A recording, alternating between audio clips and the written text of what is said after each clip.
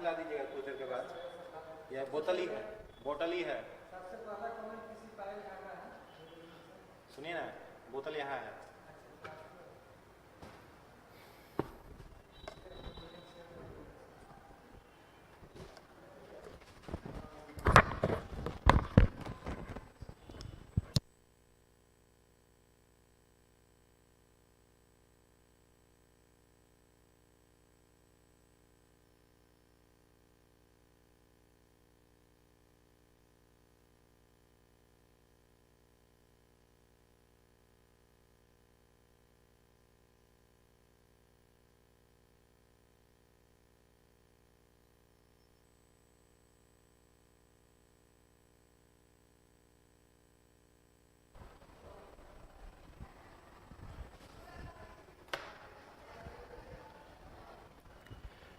Hello friends, कैसे हैं आप सभी?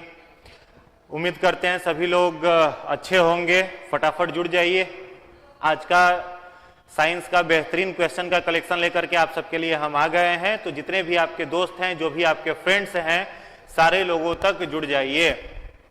फटाफट जुड़ते चले जाइए। सभी लोगों को गुड इवनिंग, जय श्री राम। सारे लोगों को गुड इवनिंग, सभी लोगों को शुभ संध्या। फटाफट जुड़ते चले जाइए। जो भी आपके दोस्त हैं, जो भी आपके फ्रेंड, एक बार देखते हैं कौन कौन लोग जुड़े हुए हैं। सारे लोगों तक वीडियो को शेयर कर दीजिएगा। सभी लोग गुड इवनिंग, सभी को good evening. Meghnath Singh good evening, Shweta Singh good evening, Sujeet Kumar good evening, Rinki Kumari, सभी लोगों को गुड इवनिंग। आज करंट अफेयर्स का भी आप लोगों का क्लास होगा। बस मेरे क्लास के जस्ट बाद करंट अफेयर्स रजनी सर शुरू करेंगे। तो आज आप लोगों के करंट अफेयर्स का भी क्लास है। सभी लोगों को गुड इवनिंग। चलिए फटाफट समय नहीं गवाते हुए तुरंत शुरू करते हैं आज का लाइव साइंस का क्विज। तो उम्मीद करते हैं सारे लोगों के हाथ में कॉपी और पेन होगा। कॉपी पेन लेकर के आप लोग बैठे हुए होंगे और जो भी एक्स्ट्रा इंफॉर्मेशन आपको मिलेगा या जो जो इंपॉर्टेंट क्वेश्चन आपको लगेंगे, जो क्वेश्चंस के अलावा आपको बताए जाएंगे, उनको आप लोग अपने कॉपी पर पेन से नोट करते जाएंगे ताकि वो बाद में आपको रिवीजन के काम आएगा। तो सारे लोग हाथ में कॉपी और पेन लेकर के जरूर बैठे रहिएगा।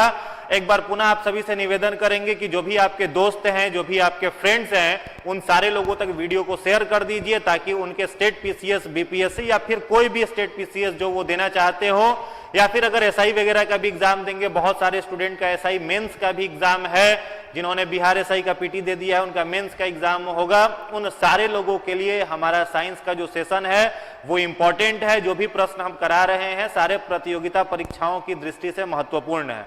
तो जो भी आपके फ्रेंड्स हैं, सारे लोगों तक एक बार फटाफट वीडियो को शेयर कर दीजिए।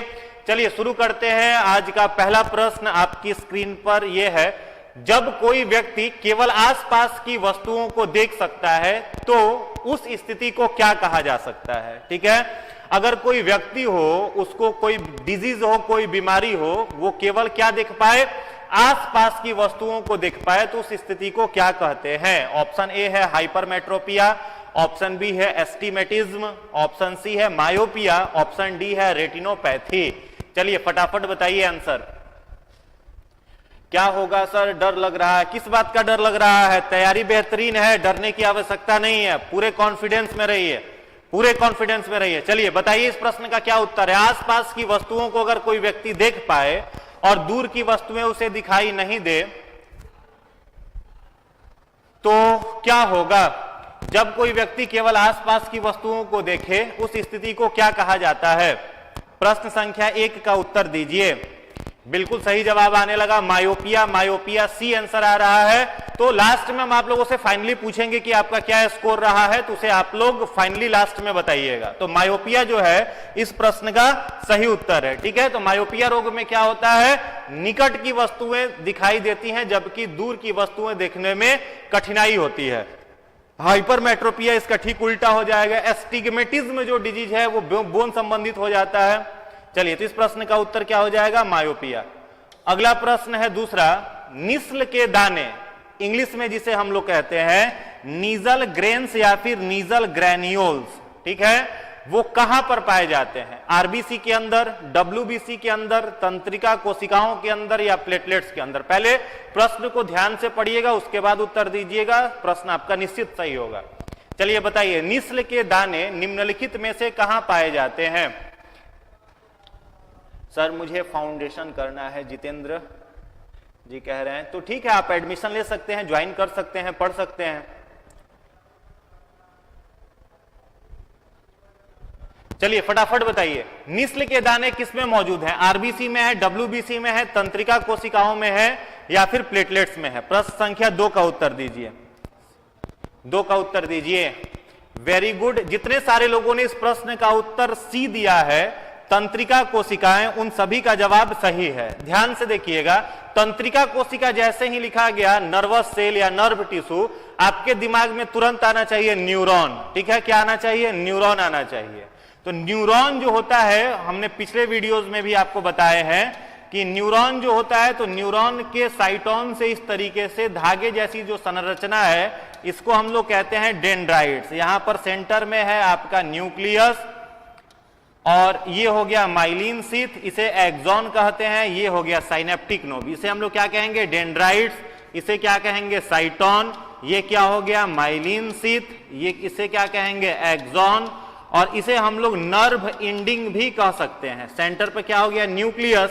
अब यहां पर नीजल जो ग्रेन्यूल्स होते हैं, वो साइटोन और केंद्रक न्यूक्लियस, इन दोनों के बीच में पाए जाते हैं। तो यहां सेंटर पर ये सब क्या है? ब्लैक कलर से डिनोट करा देते हैं, इसको कहते हैं हम लोग नीजल ग्रेन्यूल्स। तो जितने सारे लोगों ने नीजल ग्रेन्यूल्स को तंत्रिका कोशिकाओं में बताया है, सभी का जवाब सही है, तंत्रिका कोशिका में पाया जाता है। चलिए अगला प्रश्न है, प्रश्न संख्या 3। वयस्कों के लिए सामान्य आराम हृदय गति सीमा क्या है?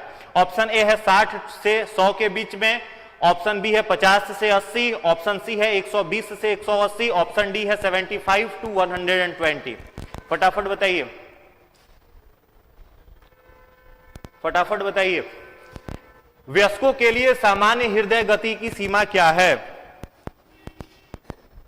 वयस्कों के लिए सामान्य हृदय की गति की सीमा क्या है? वेरी गुड, जितने सारे लोगों ने ऑप्शन ए टिक किया है, सभी लोगों का जवाब बिल्कुल ही सही है। हृदय की गति जो है, इसको हम लोग पल्स रेट भी जान सकते हैं। ठीक है, हृदय की गति कह लो या फिर क्या कह सकते हो? पल्स रेट, जो कि नॉर्मली कितना होता है? 72 टाइम्स इन अ मिनट। ये आइडियल है, ठीक है, आदर्श है। और इसके बाद का जो है वो आप ऑप्शन ए से 60 से 100 के बीच में है, तो उसको हम लोग स्वस्थ मान सकते हैं। तो आइडियल अगर पूछा जाता तब आप क्या कहते हैं? 72। लेकिन ऑप्शन में जबकि 72 नहीं है, किसके बीच से जवाब आपको देना है? तो 60 से 100 के बीच में। चलिए अगला प्रश्न है, प्रश्न संख्या 4। इन्फ्लुएंजा वायरस क्या है? बराबर मात्रा में आरएनए और डीएनए। ऑप्शन बी है आरएनए की थोड़ी मात्रा के साथ डीएनए, ऑप्शन सी है केवल आरएनए, ऑप्शन डी है केवल डीएनए। इन्फ्लुएंजा वायरस क्या है? फटाफट कमेंट कर करके आंसर बताइए। What is influenza virus? What is influenza virus? फटाफट जवाब दीजिए, इन्फ्लुएंजा वायरस क्या है? इन्फ्लुएंजा वायरस क्या है? इन्फ्लुएंजा वायरस क्या है? तो जितने सारे लोगों ने इस प्रश्न का जवाब दिया है ऑप्शन सी केवल आरएनए, उन सभी लोगों का जवाब सही है। ध्यान दोगे आप लोग, वायरस जो होता है, जिसे हम लोग विषाणु कहते हैं, वो वायरस कैसा होता है? तो इन्वायरमेंट में डेड होता है। ठीक है, जिस समय वो इन्वायरमेंट में होगा उस समय कैसा होगा? डेड अवस्था में, मृत अवस्था में होगा। वह वायरस किसी होस्ट बॉडी में जाएगा, किसी अतिथि के शरीर में जाएगा। ध्यान देंगे, जब तक यह वायरस कहां पर है? इन्वायरमेंट में है, यह वायरस कैसा होगा? डेड। इन्वायरमेंट में अगर यह वायरस है तो कैसा हो जाएगा? डेड। लेकिन जैसे ही यह वायरस किसी होस्ट बॉडी में जाएगा, अतिथि के शरीर में प्रवेश करेगा, यह वायरस हो जाता है जीवित, लिविंग हो जाता है। ठीक है, दूसरा चीज आपको याद रखना है, वायरस इकलौता ऐसा जीव है जिसके शरीर में किसी भी प्रकार के कोई इंजाइम्स नहीं पाया जाता। इंजाइम रहित होता है वायरस, उसके शरीर में किसी भी प्रकार का कोई इंजाइम नहीं पाया जाता। एक स्टेट पीसीएस में पूछा हुआ प्रश्न है, on the numbers of cell organisms are generally 2 types. If any organism consists single cell, it is called unicellular, and if it consists multiple number of cell, it is called multicellular. So on the basis of numbers of cell, virus is what? Unicellular, multicellular, acellular, none of these. फिर से इसको हम हिंदी में बोल रहे हैं, अगर किसी जीव में एक कोशिका है तो उसे हम लोग कहते हैं एक कोशिकीय। अगर कोशिकाओं की संख्या एक से अधिक है तो बहुकोशिकीय। तो कोशिका के संख्या के आधार पर वायरस क्या होता है, आपको आंसर करना है। ऑप्शन है आपके पास एक कोशिकीय, ऑप्शन बी है बहुकोशिकीय, ऑप्शन सी है अकोशिकीय और ऑप्शन डी है नन ऑफ दीज।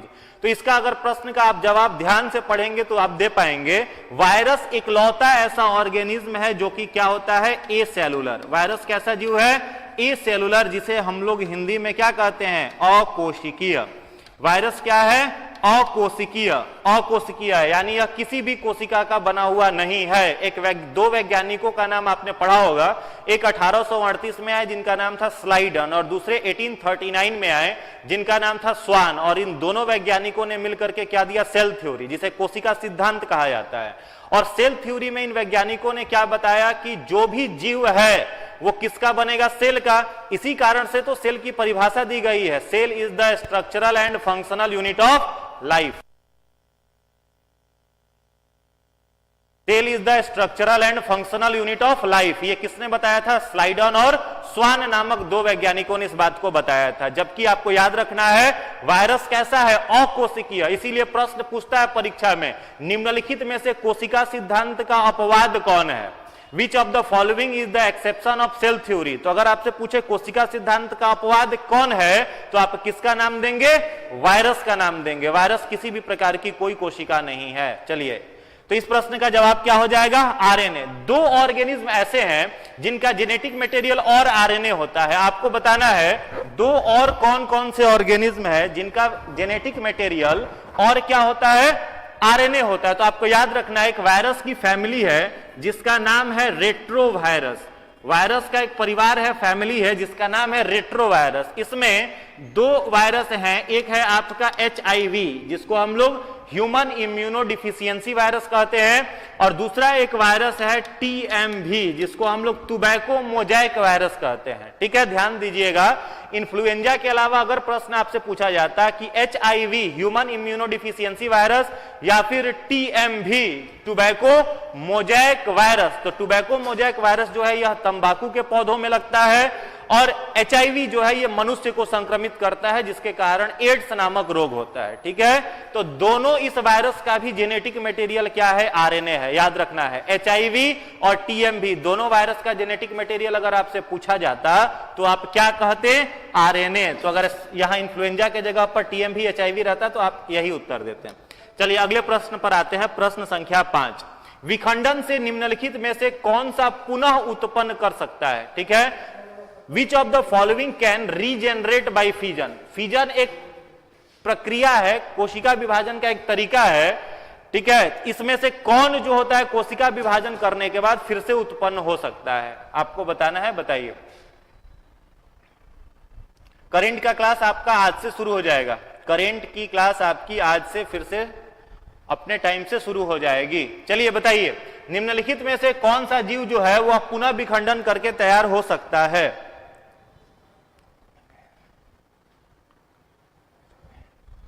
चलिए फटाफट बताइए। बिल्कुल सही जवाब है ऑप्शन ए स्पाइरोगाइरा। ठीक है ऑप्शन ए जो है स्पाइरोगाइरा यह पुनः विखंडन कर करके क्या हो सकता है तैयार हो सकता है। तो जितने सारे लोगों ने स्पाइरोगाइरा बताया है सभी का जवाब सही है। चलिए अगले प्रश्न पर आते हैं, प्रश्न संख्या 6। ग्लूकोज किसका प्रकार है? पेंटोज शुगर का है, हेक्सोज शुगर का है, टेट्रोज शुगर का है या डायोज शुगर का है? ग्लूकोज किसका प्रकार है? ग्लूकोज किसका प्रकार है फटाफट बताइए। ग्लूकोज किसका टाइप है? पेंटोज शुगर का, हेक्सोज शुगर का, टेट्रोज शुगर का या फिर डायोज शुगर का? ग्लूकोज किसका प्रकार है? वेरी गुड, जितने सारे लोगों ने इस प्रश्न का उत्तर बी बताया है हेक्सोज शुगर, सभी का जवाब सही है। चलिए अगला प्रश्न है, फाइबर डैश में अनुपस्थित होता है। यहां पर अगर हम फिल इन द ब्लैंक्स दे दे तो ज्यादा सही होगा। फाइबर डैश में अनुपस्थित होता है, जिगर में जिसको लीवर कहते हैं, रक्त में जिसे ब्लड कहते हैं, किडनी में या फिर दिल में यानी जिसे हार्ट कहते हैं। बताइए फाइबर निम्नलिखित में से किसमें अनुपस्थित है? फाइबर निम्नलिखित में से किसमें अनुपस्थित है? लीवर में, ब्लड में, किडनी में या फिर हार्ट में? फाइबर किसमें अनुपस्थित है? बिल्कुल सही जवाब है बी। सही जवाब इसका आने लगा रक्त में। रक्त में किसी भी प्रकार का कोई भी फाइबर नहीं पाया जाता। अब और कुछ आप इंफॉर्मेशन दे रहे हैं, ध्यान देंगे। जिगर जो है जिसको हम लोग लीवर कहते हैं, तो अगर आपसे हम पूछें कि लीवर के अध्ययन को क्या कहते हैं, जो कि पूछा हुआ प्रश्न है, branch of biology where we study about liver, comment कर करके फटाफट आंसर दीजिए। जीव विज्ञान की किस शाखा में हम लोग लीवर का अध्ययन करते हैं, बताइए। तो लीवर का जो अध्ययन है आपको याद रखना है किसमें किया जाता है, हिपैटोलॉजी में। किसके में करते हैं, हिपैटोलॉजी में किसका अध्ययन किया जाता है, लीवर का अध्ययन किया जाता है। ब्लड का अध्ययन जो है वो किया जाता है हीमेटोलॉजी में, हीमेटोलॉजी में, या फिर इसको आप और में सेरोलॉजी भी लिख सकते हैं। तो यहां पर किसका अध्ययन किया जाएगा, यहां पर हम लोग ब्लड का अध्ययन करेंगे। हार्ट का अध्ययन बायोलॉजी के जिस ब्रांच में करते हैं इसे हम लोग क्या कहते हैं, इसे कहते हैं कार्डियोलॉजी कहा जाता है, ठीक है। और किडनी जो है इसका अध्ययन हम लोग करेंगे नेफ्रोलॉजी, नेफ्रोलॉजी, या फिर और में लिख लीजिएगा यूरोलॉजी, नेफ्रोलॉजी या यूरोलॉजी। तो ये भी आपको याद रखना है। लेकिन इस प्रश्न का जो जवाब है फाइबर किसमें एब्सेंट है, तो आंसर इसका क्या हो जाएगा, ब्लड में, रक्त में अनुपस्थित होता है। चलिए अगला प्रश्न है प्रश्न संख्या 8। विभिन्न प्रकार के उत्तकों के अध्ययन को क्या कहा जाता है, स्टडी ऑफ टिश्यू। क्वेश्चन थोड़ा सा घुमा दिया गया है, आपको आंसर देना है। Study of tissue is called, tissue के उत्तकों के अध्ययन को क्या बोलते हैं, उत्तकों के अध्ययन को क्या कहा जाता है, study of tissue, branch of biology where we study about tissue. चलिए लिखा हुआ है, डायरेक्ट आंसर आपके सामने है, उत्तक विज्ञान। लेकिन आपकी परीक्षा में जरूरी नहीं है कि उत्तक विज्ञान लिखा हुआ रहे, परीक्षा में क्या लिखा हुआ आपको मिलेगा, हिस्टोलॉजी, ठीक है। तो बायोलॉजी के जिस ब्रांच में हम लोग उत्तकों का अध्ययन करते हैं, टिश्यू का अध्ययन करते हैं, उस ब्रांच को क्या कहा जाता है, उस ब्रांच को हम लोग कहते हैं हिस्टोलॉजी। तो याद क्या रखोगे, हिस्टोलॉजी, उत्तक विज्ञान याद मत रखिएगा, ठीक है। याद आपको क्या रखना है, study of tissue is called histology. अगला प्रश्न है प्रश्न संख्या 9। एंजियोस्पर्म के प्रजनन भागों में स्थित है, फूल का एक फाइलम है, ठीक है। फ्लावर को हम लोग दो वर्गों में बांटते हैं, एक होता है जिम्नोस्पर्म और एक होता है एंजियोस्पर्म। तो जिम्नोस्पर्म किन्हें कहते हैं, तो जिम्नोस्पर्म में आपका थैलोफाइटा, ब्रायोफाइटा और टेरिडोफाइटा, 3 प्रकार के पौधे आते हैं। और जो आपका एंजियोस्पर्म है इसमें आपका आता है 2 प्रकार के पौधे, जिसमें हम लोग मेनली एंजियोस्पर्म को और जिम्नोस्पर्म को रखते हैं, उसको कहते हैं फेनेरोगैमस। प्लांट का एक ग्रुप है जिसका नाम है फेनेरोगैमस। तो फेनेरोगैमस प्लांट के ग्रुप में क्या आता है, आपका एंजियोस्पर्म प्लांट आता है, ठीक है। तो एंजियोस्पर्म जो है वो उसका प्रजनन भाग क्या है, पत्ते हैं, फूल है, जड़े हैं, या फिर उसका स्टेम है, तना है, बताइए क्या होगा इस प्रश्न का उत्तर, फटाफट बताइए। एंजियोस्पर्म पौधे का प्रजनन भाग क्या है, बिल्कुल सही जवाब है, क्या है, फूल है, ठीक है। फूल से वो क्या करता है, रिप्रोड्यूस करता है, एंजियोस्पर्म ग्रुप के प्लांट। चलिए एक प्रश्न का जवाब दीजिएगा। अभी मैंने थोड़ी देर पहले कहा कि प्लांट को बांटा जा सकता है 5 भागों में, थैलोफाइटा, ब्रायोफाइटा, टेरिडोफाइटा, जिम्नोस्पर्म और एंजियोस्पर्म। तो यहां पर एंजियोस्पर्म तो समझ गए। याद आपको क्या रखना है कि जितने भी धरती पर प्लांट्स हैं उन सारे पौधों में, सारे पौधों में एक लौता फूल वाला पौधा जिसमें फ्लावर लगता है वो कौन है, एंजियोस्पर्म, ठीक है। इसके बाद के जो भी पौधे हैं, चाहे वो आपका थैलोफाइटा हो, ब्रायोफाइटा हो, टेरिडोफाइटा हो, जिम्नोस्पर्म हो, किसी में भी फ्लावर नहीं होता है। इकलौता फ्लावरिंग प्लांट का ग्रुप कौन सा है, तो यही है, एंजियोस्पर्म है। एक प्रश्न मेरा है, बताइएगा पौधों का उभयचर किसे कहा जाता है, which phylum is called amphibian of plant kingdom, which phylum is called amphibian of plant kingdom. पौधे के किस वर्ग को हम लोग उभयचर कहते हैं, पौधों का, जवाब दीजिए, फटाफट आंसर दीजिए। उभयचर किसे कहा जाता है, उभयचर, बिल्कुल सही जवाब आने लगा। रोमिल कुमार ब्रायोफाइटा कह रहे हैं, Atul Kumar bryophyta, very good. तो अगर आपसे पूछा जाए amphibian of plant kingdom, amphibian Hindi में इसको कहते हैं हम लोग उभयचर, एम्फीबियन, तो क्या आप नाम देंगे, ब्रायोफाइटा, ब्रायोफाइटा, ये क्या है, एम्फीबियन ऑफ प्लांट किंगडम है, बिल्कुल सही जवाब है। चलिए अगले प्रश्न पर आते हैं, प्रश्न संख्या 10। हाइड्रोजन को जल से अलग करने की प्रक्रिया को क्या कहा जाता है, ऑप्शन ए है इलेक्ट्रोलाइसिस, इलेक्ट्रोलाइसिस हो जाएगा, यहां पर इंग्लिश भी पढ़ेंगे साथ में। हाइड्रोजन को जल से अलग करने की प्रक्रिया को इलेक्ट्रोलाइसिस कहते हैं। ऑस्मोसिस कहते हैं, ओजोनाइजेशन कहते हैं, या फिर ऑक्सीकरण कहते हैं, ऑक्सीडेशन कहते हैं? फटाफट बताइए। हाइड्रोजन को जल से अलग करने की प्रक्रिया को हम लोग क्या कहेंगे? हाइड्रोजन को जल से अलग करने की प्रक्रिया को क्या कहा जाएगा? बिल्कुल सही जवाब है। जितने सारे लोग ए आंसर कह रहे हैं सभी का उत्तर सही है। Electrolysis is the right answer. Electrolysis आप लोग क्लास 10th में थोड़ा बहुत पढ़े होंगे। एक प्रैक्टिकल आपको दिखाया गया होगा कि अगर एक बीकर में वाटर भरा हुआ रहे, ठीक है, और उसमें से आपको क्या करना है, जल में से हाइड्रोजन को अलग करना है वाटर से। वाटर का मतलब क्या है? H2O।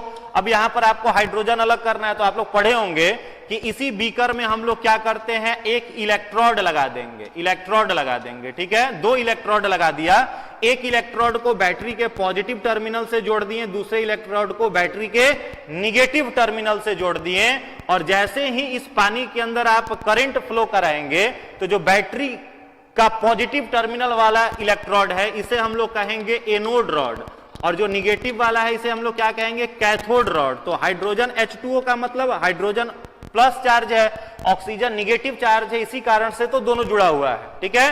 तो पॉजिटिव चार्ज वाला जो आयन है वो कैथोड पर जाएगा, निगेटिव चार्ज वाला जो है वो एनोड पर आ जाएगा, हो गया सेपरेट। इस प्रक्रिया को क्या कहा जाता है? इलेक्ट्रोलाइसिस। देखिए, इलेक्ट्रो का मतलब हो जाएगा इलेक्ट्रिसिटी, विद्युत, और लाइसिस का मतलब होता है ब्रेक डाउन। लाइसिस का मतलब होता है ब्रेक डाउन। तो breaking down of hydrogen from water is called electrolysis, विद्युत अपघटन जिसे हिंदी में कहा जाता है। चलिए अगला प्रश्न है प्रश्न संख्या 11। फटाफट बताइए, प्रश्न संख्या 11 का जवाब दीजिए। प्रश्न संख्या 11 का उत्तर दीजिए। निम्नलिखित में से कौन सा रोग का नाम दिया गया है? निम्नलिखित में से कौन सा रोग वेरिसेला जोस्टर नामक वायरस से होता है? ऑप्शन ए है चेचक जिसे चिकन पॉक्स कहते हैं, बी है पोलियो, सी है हैजा या कॉलेरा, ऑप्शन डी है रैबीज। आपको बताना है वेरिसेला जोस्टर से कौन सी बीमारी होती है, वेरिसेला जोस्टर से कौन सी बीमारी होती है? बिल्कुल सही जवाब आने लगा, ए। कुछ लोग डी भी कह रहे हैं, कैसे काम चलेगा? डी नहीं होगा। पोलियो कैसे बोल रहे हो यार, पोलियो तो एकदम नहीं होगा। फटाफट बताइए कौन सा रोग वेरिसेला जोस्टर वायरस से होता है? ठीक है, तो वेरिसेला जोस्टर से कौन सा रोग हो जाएगा? चेचक। क्या हो जाएगा इसमें? चेचक। चिकन पॉक्स जो होता है वो किससे होता है? वेरिसेला जोस्टर वायरस से होता है। यहां पर कॉलरा लिखा हुआ है, ये किससे होता है? तो विब्रियो कोलेरी। विब्रियो कोलेरी से क्या होगा? कॉलरा नामक रोग होता है। पोलियो जो है इसके वायरस का भी नाम क्या है? पोलियो ही वायरस है। और रैबीज जो है यह है रेबडो वायरस से होता है, ठीक है। रैबीज किससे होगा? रेबडो वायरस से होता है। पोलियो वायरस से ही, कॉलरा विब्रियो कोलेरी से। चिकन पॉक्स किससे होता है? वेरिसेला जोस्टर से। तो जितने सारे लोगों ने चिकन पॉक्स आंसर टिक किया है सभी लोगों का जवाब सही है। अगला प्रश्न है प्रश्न संख्या 12। मस्तिष्क का कौन सा भाग उच्च मानसिक गतिविधियों जैसे तर्क शक्ति को नियंत्रित करता है? ऑप्शन ए है टेम्पोरल लोब, ऑप्शन बी है फ्रंटल लोब, ऑप्शन सी है मेडुला ऑब्लेंगाटा, ऑप्शन डी है सेरिबेलम। चलिए बताइए, तर्क शक्ति को नियंत्रित करने का कार्य निम्नलिखित में से कौन करता है? तर्क शक्ति को नियंत्रित करने का कार्य निम्नलिखित में से कौन करता है? तर्क शक्ति को कौन कंट्रोल करेगा बताइए?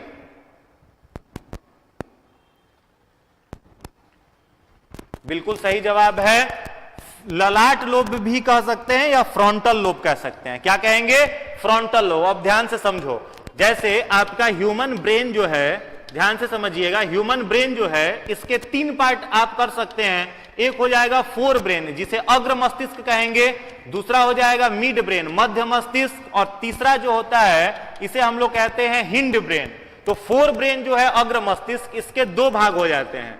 एक होता है सेरिब्रम, सेरिब्रम, और दूसरा जो होता है वह होता है डाइएनसेफेलॉन, डाइएनसेफेलॉन। तो सेरिब्रम जो है, यही सेरिब्रम किस चीज का केंद्र होता है? तो बुद्धि का, चतुराई का, आईक्यू का, इंटेलिजेंस का, तर्क शक्ति का, यानी जितना भी सोचने समझने वाला कार्य है वो सब कौन करता है? सेरिब्रम।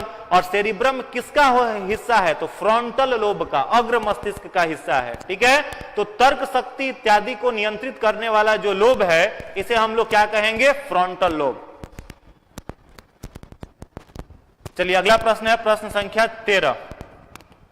निम्नलिखित में से कौन सी बीमारी एक व्यक्ति से दूसरी व्यक्ति में नहीं फैलती? सिफिलिस, हेपेटाइटिस बी, एड्स या फिर सिरोसिस? चलिए बताइए। किस महादेश से क्वेश्चन लाए हैं? किसी महादेश का नहीं है, पढ़ो बताओ आंसर। चलो फटाफट बताओ। किससे होने वाला रोग है एक व्यक्ति से दूसरे व्यक्ति में नहीं फैलता? सिफिलिस, हेपेटाइटिस बी, एड्स या फिर सिरोसिस? लास्ट में बताइएगा किसका कितना नंबर आया। फाइनली लास्ट में पूछेंगे। सब लोग पार्टिसिपेट करो। देख रहे हैं सेशन को बहुत सारे लोग, लेकिन कमेंट सेशन में बहुत कम लोग भाग ले रहे हैं। कमेंट में सारे लोग भाग लीजिए, सारे लोग पार्टिसिपेट करिए कमेंट सेशन में। चलिए बताइए कौन सा रोग हो जाएगा? सिरोसिस, बिल्कुल सही जवाब है। सिरोसिस नामक जो रोग होता है इसमें क्या होता है? लीवर जो है, यकृत जो होता है उसमें जब कैंसर हो जाता है, लीवर में जब कैंसर हो जाता है और कैंसर लास्ट स्टेज में रहता है तो उस बीमारी को कहा जाता है सिरोसिस। और सिरोसिस रोग में एक ही उपाय है, लीवर का चेंज कर देना, लीवर का प्रत्यारोपण। ठीक है, इसका कोई उपचार भी नहीं है, लीवर का डायरेक्ट प्रत्यारोपण करा जाता है, उसको सिरोसिस कहते हैं। सिफिलिस तो जान ही रहे हैं, सिफिलिस जो है वो ट्रिपोनिमा पैलिडियम नामक बैक्टीरिया से होता है। सिफिलिस का जो पॉजिटिव एजेंट है, नाम याद रखेंगे, ट्रिपोनिमा पैलिडियम, एक बैक्टीरिया है जिसका नाम है ट्रिपोनिमा पैलिडियम। इससे कौन सा रोग होगा?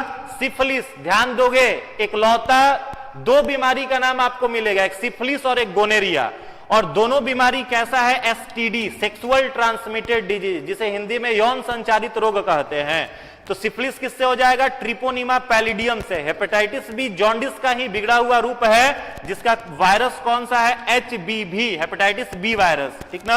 एड्स का वायरस कौन सा हो गया? HIV वायरस से एड्स होगा। तो इस प्रश्न का उत्तर क्या हो जाएगा? सिरोसिस, जो कम्युनिकेबल नहीं है। अगला प्रश्न है, एक कमेंट, हेपेटाइटिस भी तो नहीं फैलता है। बिल्कुल फैलता है हेपेटाइटिस। ब्लड ट्रांसफ्यूजन अगर कर दिया जाए, संक्रमित रक्त किसी को चढ़ा दिया जाए तो बिल्कुल फैलेगा। या फिर अगर स्वेट का कनेक्ट में स्वेट आ जाता है तो भी यह फैल सकता है। सिलाइवा के भी कॉन्टेक्ट से ट्रांसमिट हो सकता है। चलिए अगला प्रश्न है प्रश्न संख्या 14। अगर किसी नारियल को हम लोग ऊपर से ड्रॉप करते हैं, किसी नारियल को अगर ड्रॉप कर दिया जाए तो वहां पर कौन सी ऊर्जा लगेगी? परमाणु ऊर्जा, ध्वनि ऊर्जा, गतिज ऊर्जा या रासायनिक ऊर्जा? बताइए।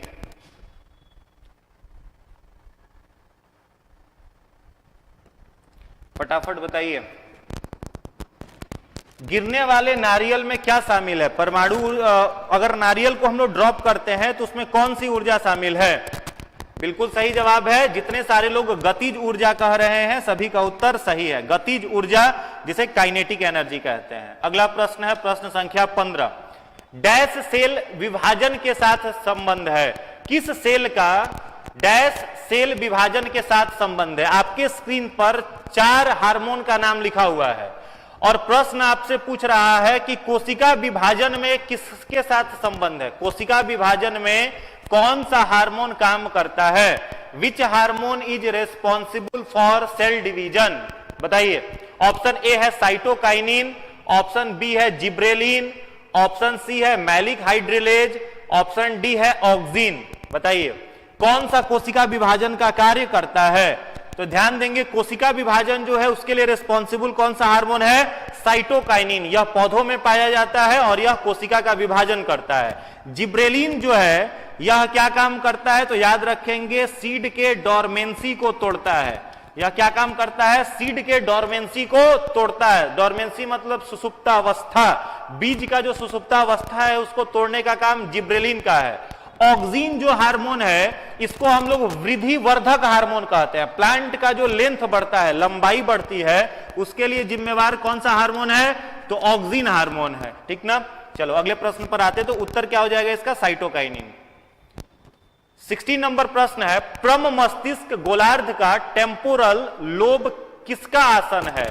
यानी टेम्पोरल लोब जो है वो किस चीज का केंद्र है? टेम्पोरल लोब किस चीज का केंद्र है? ऑप्शन ए है सुनना और गंध लेना, ऑप्शन बी है गंध और स्वाद, सी है केवल सुनना, ऑप्शन डी है दृष्टि और स्वाद।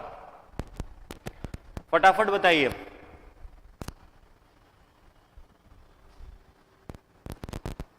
किसका केंद्र है? टेम्पोरल लोब किसका केंद्र है?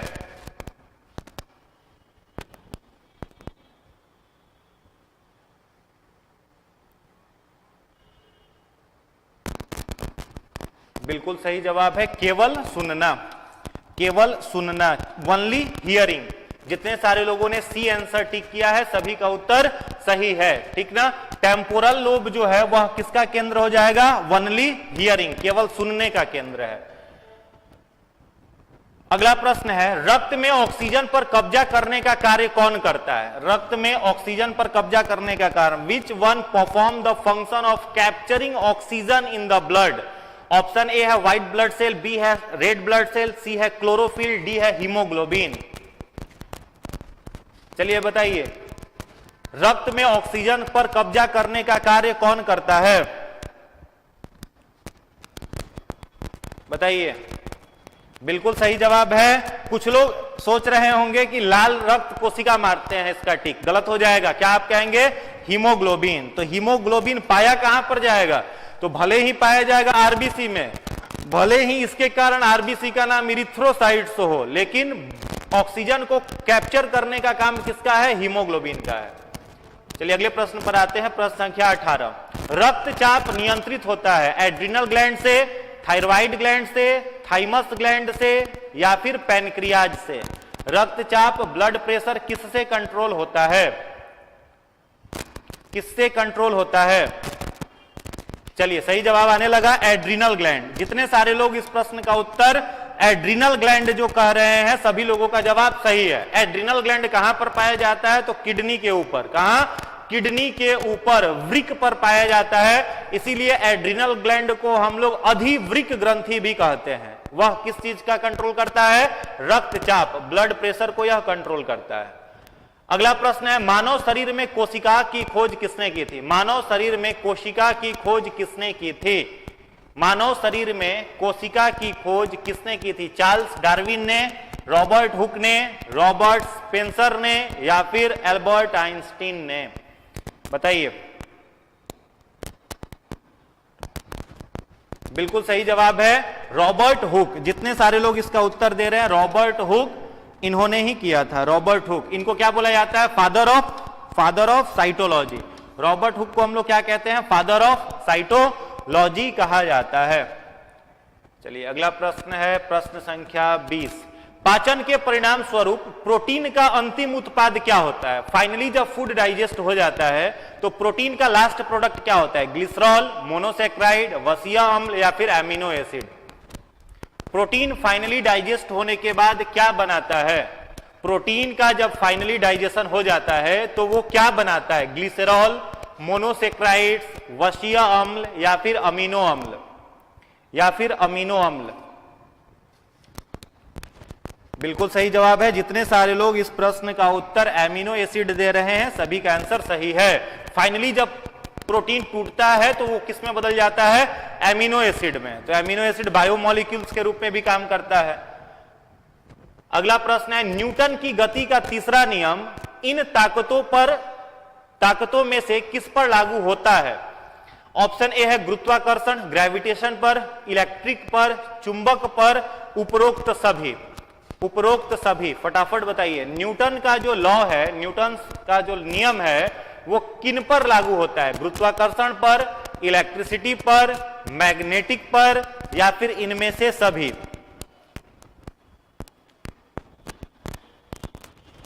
बिल्कुल सही जवाब है आंसर डी, इसका सही उत्तर होगा उपरोक्त सभी, all of the above. Newton का जो थर्ड लॉ है, तीसरा नियम है, वह सब पर लागू होता है। ग्रेविटेशन पे भी लागू होता है, इलेक्ट्रिसिटी पर भी लागू होता है, मैग्नेटिक पर भी लागू होता है, यानी ऑप्शन डी इसका करेक्ट आंसर होगा।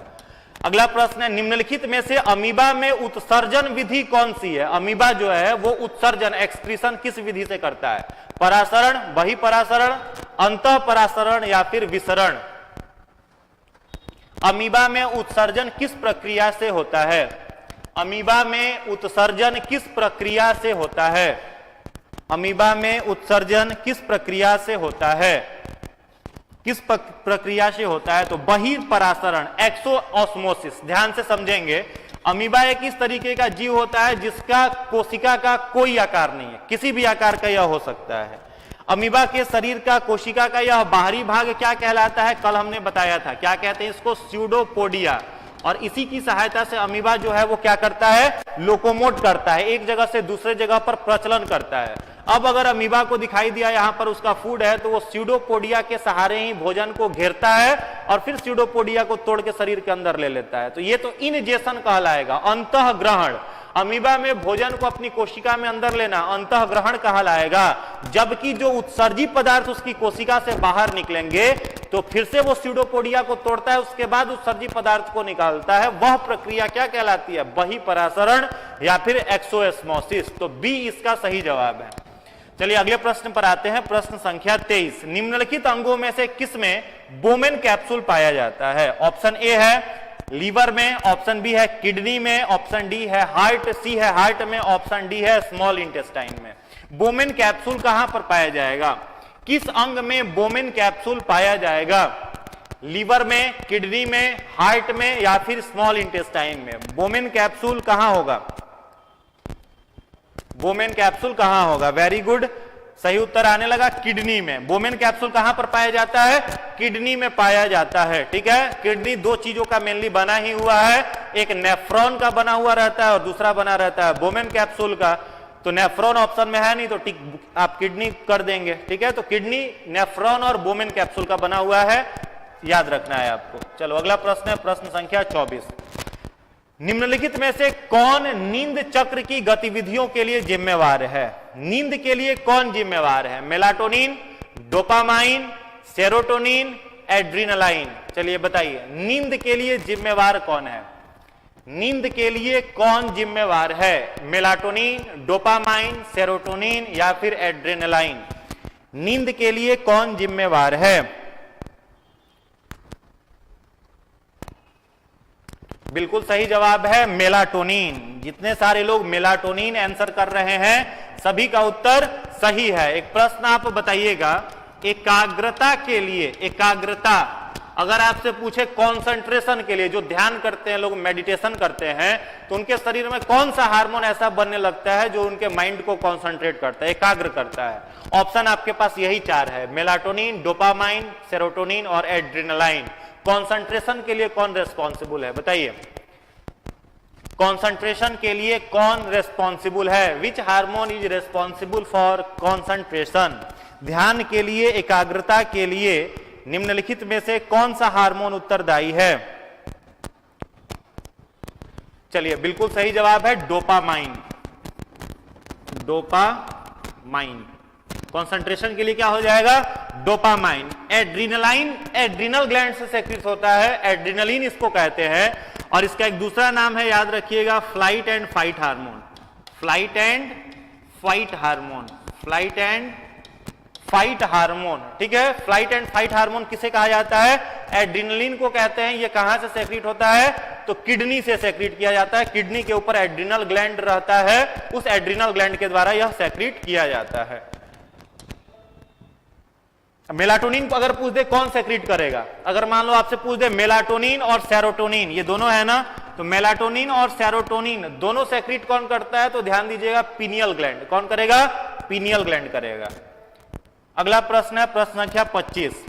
एम्फ्लोरा एक अनुवांशिक रूप से संशोधित है। एम्फ्लोरा बेसिकली एक खेती का नाम है, एग्रीकल्चर का, कृषि का एक नाम है। एग्रीकल्चर, एग्रीकल्चर कृषि का एक रूप है एम्फ्लोरा। ये किसके लिए किया जाता है? गुलाब के लिए, आलू के लिए, कमल के फूल के लिए या टमाटर के लिए? बताइए। एम्फ्लोरा एक एग्रीकल्चर का तरीका है, ये किसकी खेती के लिए किया जाता है? ऑप्शन ए है गुलाब के लिए, आलू के लिए, कमल के फूल के लिए या टमाटर के लिए? बिल्कुल सही जवाब है बी। जितने लोग आंसर कह रहे हैं सभी का उत्तर सही है। आलू की खेती का एक आधुनिक तरीका है एम्फ्लोरा। चलिए अगला प्रश्न है प्रश्न संख्या 26। एंडोक्रोनोलॉजी के जनक कौन है? यह प्रश्न बार बार रिपीट हो रहा है, हमने कल भी इसको पूछा था, कल भी क्विज में यह प्रश्न था। R H Whittaker, Pasteur, Thomas Edison या फिर इथोवेन? यह प्रश्न मेरा ऑलरेडी बताया हुआ है, फटाफट बताइए। एंडोक्रोनोलॉजी के जनक कौन है? प्रश्न संख्या 26। एंडोक्रोनोलॉजी के जनक कौन है? बिल्कुल सही जवाब है, कल पूछा हुआ क्वेश्चन है, फिर भी कुछ लोगों का गलत हो रहा है। Thomas Edison. कौन है? Thomas Edison. एंडोक्रोनोलॉजी के जनक कौन है? Thomas Edison. आप सेशन कर रहे हैं तो थोड़ा सा ध्यान पूर्वक करिए, जो रिपीट प्रश्न हो रहा है कम से कम वो आपका सही जवाब आना चाहिए। चलिए अगला प्रश्न है प्रश्न संख्या 27। निम्नलिखित श्रेणियों में से कौन से नेपेंथेस खसियाना या भारतीय घड़ा संयंत्र रखा जा सकता है? In which of the following categories नेप्थियस खैसियाना और Indian pitcher plant can be placed? Saprophyte, xerophyte, insectivorous या फिर हेलोफाइट? ध्यान से पढ़ करके बताइएगा।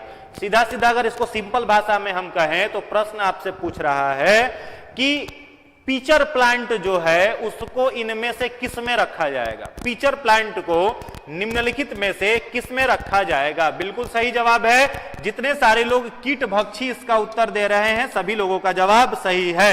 इंसेक्टिवोरस। इंसेक्टिवोरस जो है ऑप्शन सी वो सही जवाब है। नेप्थस खसियाना जो है वो इंसेक्टिवोरस प्लांट का, पीचर प्लांट का ही क्या नाम है? तो साइंटिफिक नेम है या दूसरा नाम? एक और प्लांट का साथ में नाम याद कर लोगे, इंपॉर्टेंट है, खूब पूछता है। Venus fly trap. क्या नाम है? Venus fly trap. ये भी क्या कहलाता है? तो इंसेक्टिवोरस प्लांट को ही कहा जाता है। सैप्रोफाइट जो आप लिखा हुआ है, सैप्रोफाइट वैसे पौधे होते हैं जो सड़े गले चीजों पर ग्रो करते हैं। जैसे अगर सैप्रोफाइट का अगर आपसे एग्जांपल पूछ दिया जाए तो आप क्या कह सकते हैं? मशरूम। मशरूम का पोषण कैसा होगा? सैप्रोफाइट। जो मशरूम इडेबल होता है, खाने वाला है, उसकी भी खेती गोबर के चीजों में करी जाती है। या फिर आप देखते होंगे गोबर छत्ता, जो फंगस होता है गोबर छत्ता, वो भी किसका उदाहरण हो जाएगा? सैप्रोफाइट का। ज़ेरोफाइट जो होता है यह रेगिस्तान के पौधे हैं, डेजर्ट एरिया में जो पौधे होते हैं इन्हें हम लोग क्या कहते हैं? ज़ेरोफाइट कहते हैं। इंसेक्टिवोरस समझिए, कीट भक्षी पौधे। हेलोफाइट जो होते हैं ये पौधे कहां पर उगते हैं? तो नमकीन मिट्टी में। नमकीन मिट्टी में उगने वाले पौधों को क्या बोला जाता है? हेलोफाइट बोला जाता है। तो इस प्रश्न का जो सही उत्तर है वो है कीट भक्षी, insectivorous.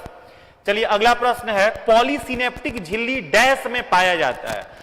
Polysynaptic membrane are found in axon, dendrites, myelin sheath, neuron of cell body. फटाफट बताइए, पॉलीसिनेप्टिक मेम्ब्रेन निम्नलिखित में से कहां पाया जाता है? फटाफट बताइए, पॉलीसिनेप्टिक मेम्ब्रेन जो है वो कहां पाया जाएगा? पॉलीसिनेप्टिक मेम्ब्रेन कहां पर पाया जाता है?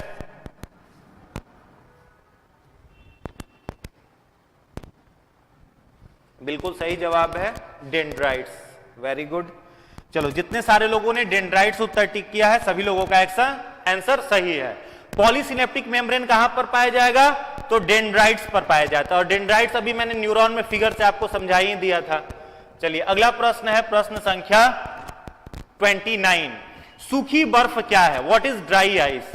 सूखी बर्फ क्या है? What is dry ice? सूखी बर्फ क्या है? What is dry ice? निम्नलिखित में से ड्राई आइस किसे कहते हैं? तो ड्राई आइस किसे कहा जाता है? Solid carbon dioxide. ठीक है, ठोस कार्बन डाइऑक्साइड को क्या कहते हैं हम लोग? ड्राई आइस कहते हैं। आज का लास्ट प्रश्न है, माइलिन म्यान, माइलिन शीथ जो है वो कहां पर पाया जाता है? माइलिन शीथ जो है वो कहां पर पाया जाता है? नर्व सेल में, स्वान सेल में, नर्वस सेल में, माइक्रोजेलिया में। माइलिन शीथ कहां पर पाया जाता है? माइलिन शीथ कहां पर पाया जाता है? नर्व सेल में, स्वान सेल में, नर्वस सेल में या फिर माइक्रोगेलिया में? या फिर माइक्रोगेलिया में। बिल्कुल सही जवाब है स्वान सेल, वेरी गुड। स्वान कोशिका जो होती है वहां पर क्या पाया जाता है? Myelin cell. माइलिन शीथ जो है वो कहां पर पाया जाएगा? स्वान कोशिका में पाया जाएगा। तो चलिए ये आज का 30 प्रश्न था।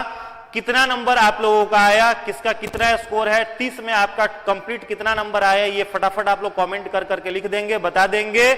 और एग्जाम अब कम समय बचा हुआ है, इसलिए अपनी पढ़ाई को, अपने स्ट्रेटेजी को, जो आपका डेली का रूटीन है, जो आपके डेली का टारगेट है, उस टारगेट को डेली पूरा कर लेना है। जैसे आप सुबह में जब जगते हैं उसी समय एक अपना फिक्स स्केड्यूल बना लीजिए कि आज दिन भर में आपको हिस्ट्री का कितना पोर्शन पूरा करना है, साइंस का क्या पढ़ना है, करेंट का क्या पढ़ना है, पॉलिटी, ज्योग्राफी, इकोनॉमिक्स का क्या पढ़ना है। और जो आपका रूटीन बना हुआ है दिन भर का, उसे लास्ट में यानी रात में सोने तक वो आपका पूरा हो जाना चाहिए। रविंद्रनाथ टैगोर ने एक बहुत अच्छी बात कही है, जो आपका है वो आप तक तभी आएगा। ध्यान से सुनिएगा, रविंद्रनाथ टैगोर ने लिखा है और अपने व्याख्यानों में लगातार बताते थे, कहा करते थे, जो आपका है वो आप तक तभी आएगा जब आपके पास उसे धारण करने की क्षमता होगी।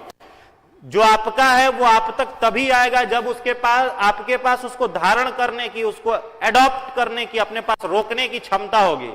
तो अपनी क्वालिटी को इनहेंस करिए, क्वालिटी को लगातार इंप्रूव करिए, अपलिफ्ट करिए, ऑटोमेटिक आपका एक रिजल्ट आपके एग्जाम में हो जाएगा। इसी बात को डॉक्टर एपीजे अब्दुल कलाम ने भी अपनी बातों में लिखा है और कहा है, आप जिस योग्य हैं, आप जिस काबिल हैं, वो आपको आपकी नियति देगी। यानी उन्होंने लिखा है, नियत समय आने पर नियति तुम्हारी झोली में वह सब कुछ डाल देगी जिसके तुम काबिल हो, जिसके तुम योग्य हो। तो डॉक्टर कलाम ने इस बात को कहा है। तो पहले अपनी क्वालिटी को अगर हम लोग इनहेंस कर लेते हैं तो ऑटोमेटिकली आपका रिजल्ट निश्चित रूप से हो जाएगा। तो चलिए आशा करते हैं कि आज के क्विज सेशन से आप लोगों का नॉलेज कुछ ना कुछ तो इनहेंस जरूर हुआ होगा। जो भी आपको प्रश्न नए मिले होंगे उसको एक जगह कलेक्ट करिएगा, लिखिएगा। मिलते हैं कल नए क्वेश्चंस के साथ, तब तक के लिए थैंक यू। करंट अफेयर्स का क्लास तुरंत शुरू होने वाला है सर, बस थोड़ी देर में आएंगे।